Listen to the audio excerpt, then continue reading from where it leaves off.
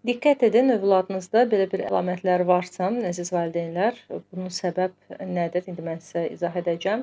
Əgər uşaq tez-tez sizin arxanızca gəlirsə, sizə heç cürə tək qalmağa imkan vermirsə, bilin ki, uşaqda yüksək dərəcədə bir təşviş müşahidə olunur.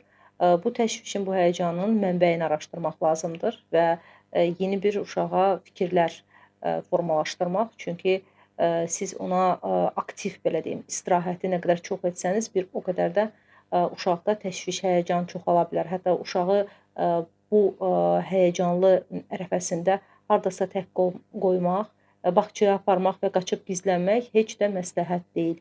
Çünki öncəliklə uşağın həyəcanı aradan qaldırılmalıdır.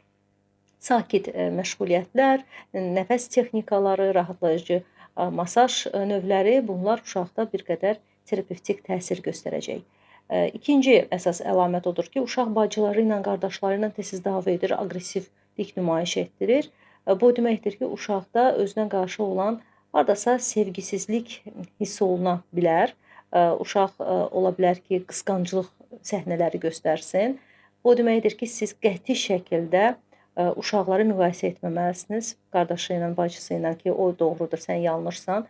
Heç kimə nə üstü, nə də əskik göstərməyin. Əksinə, hər kəsə eyni münasibət bəsləyin ki, uşaqda bu qısqanclıq əlamətləri tədricən yox olsun. Digər bir problem nə olur? Uşaq hər bir sözə qışqırır, aqressiv reaksiya göstərir. Çünki uşaq hələ də öz hisslərini doğru bir formada ifadə edə bilmir. Bu demək deyil ki, uşaq sizinlə manipulyasiya edir, siz də onun əksini etməlisiniz. Xeyr, qətiyyən. Uşaq bu yaşda manipulyasiya nədir bilmir. O sizin reaksiyalarınızdan qidalanır. Amma öz hisslərini ifadə etməkdə çətinlik çəkir.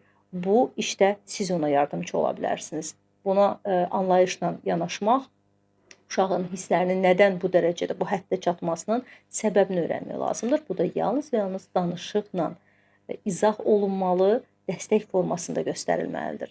Əgər bir çətinliyiniz varsa, müraciət edə bilərsiniz. Şəxsən mən sırf uşaqlarla işləmirəm, amma bir sistemli ailə terapevti olaraq uşaqda yaranmış problemləri məhz uşaq otağında deyil, valideynlər arasında münasibətlərdə həll edirəm.